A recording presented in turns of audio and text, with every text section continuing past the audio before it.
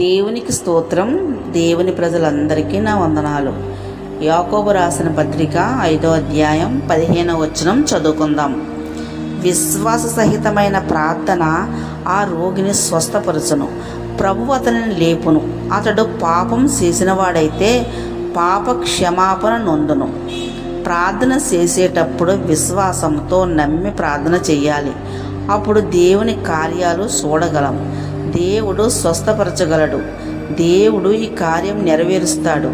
దేవుడు అద్భుతం చేస్తాడు అని నమ్మకంతో కూడిన ప్రార్థన చేస్తే అది పొందుకుంటాము. నీవు నమ్మిన ఎడల దేవుని మహిమను చూస్తావు. నమ్ముట నీ వలనైతే నమ్మువారికి సమస్తము సాధ్యమే అని వాక్యం సెలవిస్తుంది. కాబట్టి విశ్వాస సహితమైన ప్రార్థన ఆ రోగిని స్వస్థపరుస్తుంది. మీలో ఎవరికైనా శ్రమ సంభవించబోతుందంటే వారు ముందుగానే ప్రార్థనలో ఉండాలి. ఎందుకంటే శ్రమ దినమున నీవు కృంగిన ఎడల శాతకాని వారిగా ఉండిపోతారు. కాబట్టి శ్రమ రాకముందే దాన్ని తప్పించే మార్గం దేవునికి తెలుసు. కాబట్టి దేవునికి మొరపెట్టడం చాలా మంచిది. ప్రార్థనే మన పరిస్థితులను మార్చగలదు.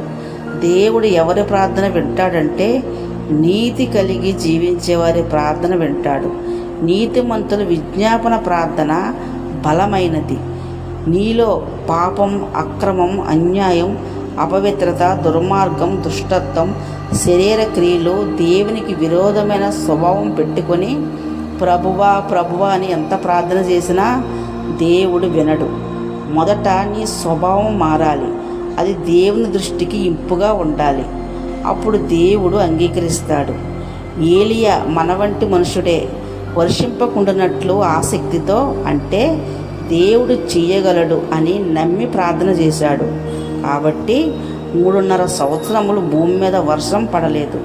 అతడు మళ్ళా వర్షం కావాలని ప్రార్థన చేయగా ఆకాశం వర్షించి భూమి తన ఫలం ఇచ్చింది. పేతురు, యోహాను కూడా ప్రార్థన చేయడానికి దేవుని సన్నిధికి వెళుతుండగా పుట్టికతోనే కుంటివాడైన ఒక వ్యక్తిని చూసి ప్రార్థన చేయగా వెంటనే వాని పాదములు, చీలమండలములు బలము పొందెను.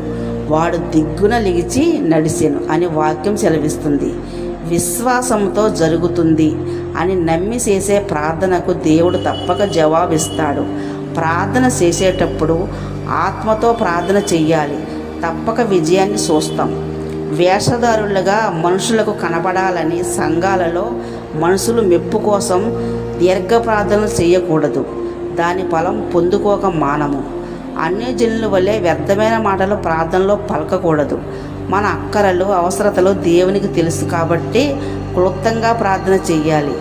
మన మనవి వినకముందే మన అవసరాలు దేవునికి తెలుసు. కాబట్టి ప్రార్థించక అవి పొందుకుంటాము. పాపం ఒప్పుకోలు ప్రార్థన చేస్తే దేవుని అద్భుతాలు చూస్తాం. దేవునికే మహిమ కలుగునుగాక. ఆమెన్.